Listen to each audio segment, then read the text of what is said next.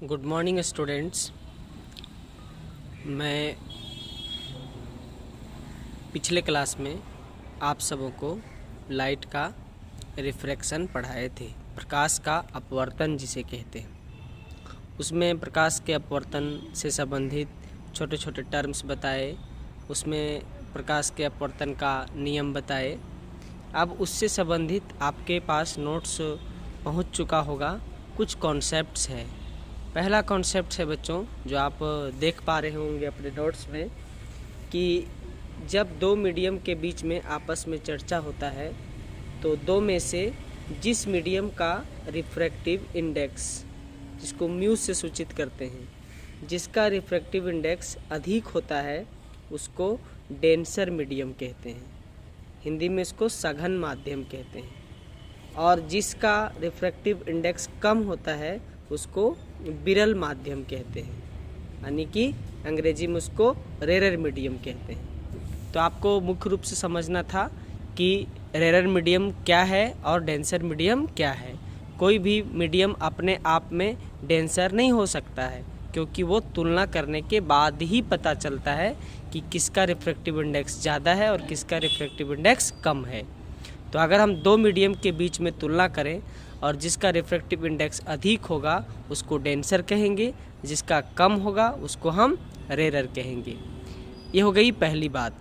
दूसरी बात, दूसरा कॉन्सेप्ट होगा बच्चों, आपके नोट्स में लिखा हुआ होगा कि जब कोई प्रकाश की किरण डेंसर मीडियम से रेरर मीडियम की ओर प्रवेश करता है, डेंसर मीडियम से रेरर मीडियम की ओर प्रवेश करता है, तो प्रकाश की किरण नॉर्मल से दूर भाग जाता है।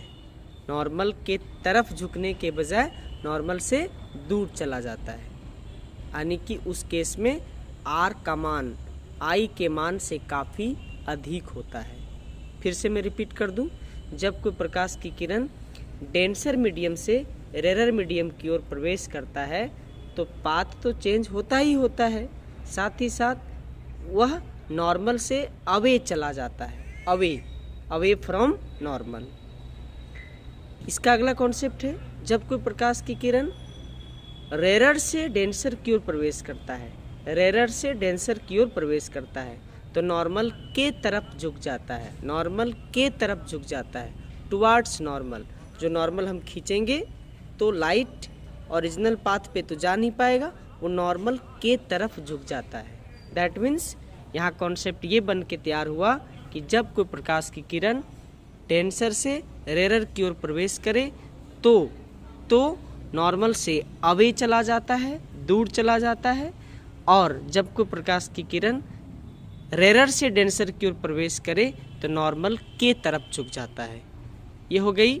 अगला कॉन्सेप्ट सिखाना था बच्चों, जो आपके नोट्स में ऑलरेडी लिखा हुआ है, कि जब कोई प्रकाश की किरण किसी बाउंड्री के ऊपर डायरेक्ट पड़े, 90 डिग्री का कोण बना के पड़े, यानी कि जिस तरह से नॉर्मल को हम लोग खींचते हैं, अगर नॉर्मल के साथ ही लाइट आवे तो मीडियम भी चेंज हो जाता है और लाइट का पाथ में भी कोई परिवर्तन नहीं होता है और वो सीधा पास कर जाता है। ये तीन बात जो बताए बच्चों, डेंसर से रेरर की ओर जाएगा तो लाइट किस तरफ जाएगा, रेरर से डेंसर की ओर जाएगा तो लाइट किस तरफ जाएगा। फिर जब कोई इंटरफेस के ऊपर, बाउंड्री के ऊपर जब कोई प्रकाश की किरण डायरेक्ट पड़ता है, डायरेक्ट 90 डिग्री का कोण बना के पड़ता है, तो वो सीधा क्रॉस कर जाता है, दूसरे मीडियम की ओर सीधा प्रवेश कर जाता है, उसके पाथ में कोई परिवर्तन नहीं होता है। ये हो गई कॉन्सेप्ट। अब आगे की बात सिखाते हैं बच्चों। अब आप लोगों को पढ़ना है, एक बहुत ही इम्पॉर्टेंट घटना है जिसको हम लोग कहते हैं पूर्ण आंतरिक परावर्तन। अंग्रेजी में इसको कहते हैं टोटल इंटरनल रिफ्लेक्शन। पूर्ण आंतरिक परावर्तन, नाम से क्लियर है, पूर्ण आंतरिक परावर्तन। अभी हम लोग का टॉपिक चल रहा है अपवर्तन, लेकिन उसमें एक टॉपिक आ गया परावर्तन। तो अपवर्तन में परावर्तन कैसे होता है? तो बच्चों यह एक बहुत ही स्पेशल घटना है, ये हमेशा नहीं होता है। इसको हम लोग कंडीशनल फेनोमेनन कहते हैं, मतलब कंडीशन पर आधारित है। अगर कंडीशन पूरा होगा तो ये घटना घटित होगा, कंडीशन अगर नहीं पूरा होता है तो ये घटना कभी भी घटित नहीं होता है। आप अपने फिगर में देखेंगे, जो फिगर मैं आपको नोट्स में भेज चुका हूँ। पूर्ण आंतरिक परावर्तन टॉपिक को पहले निकाल लेंगे और परिभाषा को समझेंगे और मेरे वीडियो को देखेंगे। मैं बहुत ही क्रिटिकल केस में वीडियो बना के आपको भेज रहा हूँ। न मेरे पास बोर्ड है, न मेरे पास रिकॉर्डिंग करने वाला आदमी है, क्योंकि मैं ड्यूटी में काफ़ी व्यस्त हूँ। इसलिए हम बैठे बैठे हम बातों को सिर्फ समझा दे रहे हैं। मुझे उम्मीद है कि हमारे बच्चे बहुत जुझारू हैं, बहुत मेहनती हैं। इस विकट परिस्थिति में जिस तरह से मैं संघर्ष करके आप तक वीडियो बना के दे रहा हूँ, आप इसका ज़रूर लाभ उठाएंगे।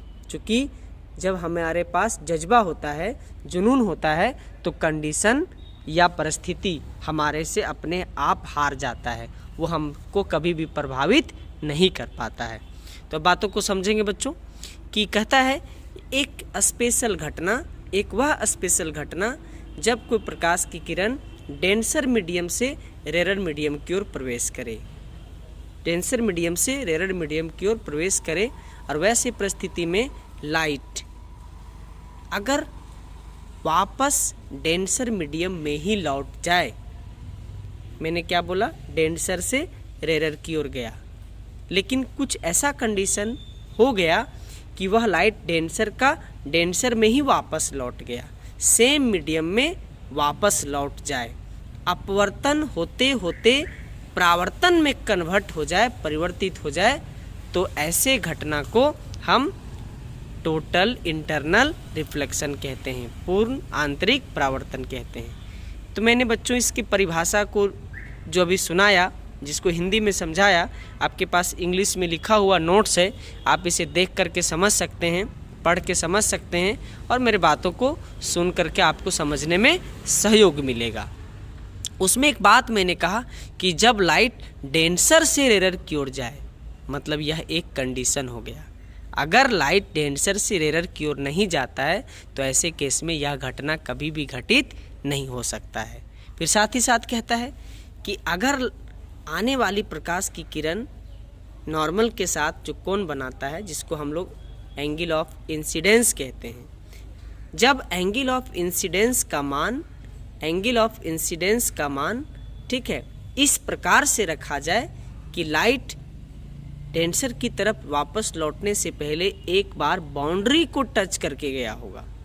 तो कहता है कि जब प्रकाश की किरण बाउंड्री टच करे, उस समय एंगल ऑफ इंसिडेंस यानी कि आई का मान जो मान होता है, उस मान को हम क्रिटिकल एंगल कहते हैं। क्रिटिकल एंगल, क्रांतिक कोण कहा जाता है।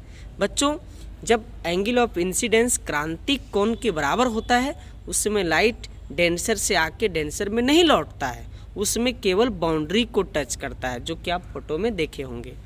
अगर क्रिटिकल एंगल से थोड़ा सा अधिक कोण बना करके लाइट आए और इंसिडेंट करे सरफेस के ऊपर, अगर सरफेस के ऊपर लाइट इस प्रकार से आए कि आई का मान क्रिटिकल एंगल से थोड़ा सा अधिक हो जाए, तो उस केस में लाइट स्वतः डेंसर से आके डेंसर में ही लौट जाता है, और इस घटना को हम पूर्ण आंतरिक परावर्तन कहते हैं, टोटल इंटरनल रिफ्लेक्शन कहते हैं। अब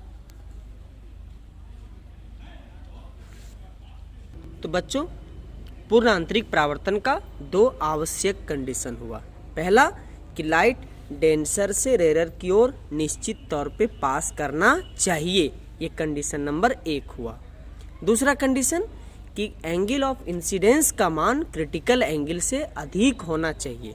अगर उससे कम होता है तो ऐसे केस में कभी भी टोटल इंटरनल रिफ्लेक्शन नहीं हो सकता है। एक बहुत इंपॉर्टेंट क्वेश्चन है, पूछा करता है, give essential conditions for total internal reflection, पूर्ण आंतरिक परावर्तन होने के लिए आवश्यक शर्त को लिखें। तो वैसे केस में आप बताएंगे कि पहला नंबर 1 जो मैं लिख के दे चुका हूँ, the ray of light must be travel from denser medium to rarer medium, और दूसरा the angle of incidence must be greater than critical angle. ये बहुत इंपॉर्टेंट क्वेश्चन है, 2 मार्क्स के लिए अक्सर परीक्षा में पूछा जाता है। अब बच्चों आगे बढ़ते हैं। इसमें क्रिटिकल एंगल का एक फॉर्मूला डिराइव किए होंगे, जिसको आप ध्यान से समझेंगे स्नेल्स लॉ का यूज करते हुए। तो आपको निश्चित तौर पे समझ में आ जाएगा। अब उसमें एक बहुत इम्पॉर्टेंट बात और बचती है कि सर पूर्ण आंतरिक परावर्तन हमारे दैनिक जीवन में कहाँ कहाँ पर होता है, मतलब इसका एप्लीकेशन क्या है। तो बच्चों एक बहुत ही आकर्षक और बहुत ही इंटरेस्टिंग फेनोमेनन्स है जो हमारे लाइफ में कई जगह देखने को मिलता है, जिसमें से एक एक करके मैं बात बताता हूँ। पहला, हीरा चमकता है। डायमंड के अंदर जो चमक है, डायमंड के अंदर जो ब्रिलियंस है, वो due to total internal reflection, पूर्ण आंतरिक परावर्तन के कारण ही हीरा चमकता है। दूसरा घटना बच्चों, आपने मिरेज का नाम सुना होगा, मृग मरीचिका। मरुस्थल में जब गर्मी तपती है तो उस केस में हिरन को एक कन्फ्यूजन होता है कि उसे लगता है कि बालू के ऊपर जब लाइट पड़ता है तो चमक कितना ज़्यादा होता है उसमें। क्यों चमक होता है? क्योंकि वहाँ पर पूर्ण आंतरिक परावर्तन होता है, कि लगता है उसको दूर से कि वहाँ पे पानी है। जब वहाँ पर हिरन पहुँचती है तो वहाँ भी उसको पानी नहीं दिखता है, और फिर वैसे केस में वो वहाँ से फिर आगे बढ़ती है, फिर उसको पानी दिखता है। इसलिए इसको हम लोग भ्रमित कहते हैं कि दिग्भ्रमित हो जाती है, भ्रमित हो जाती है और पानी के तलाश में दौड़ते रहती है। लेकिन वास्तव में पानी कहीं होता नहीं, क्योंकि पानी इसलिए प्रतीत होता है क्योंकि वहाँ TIR टोटल इंटरनल रिफ्लेक्शन की वजह से चमक होता है। इसलिए बच्चों मृग मरीचिका, जिसको अंग्रेजी में मिरेज कहते हैं,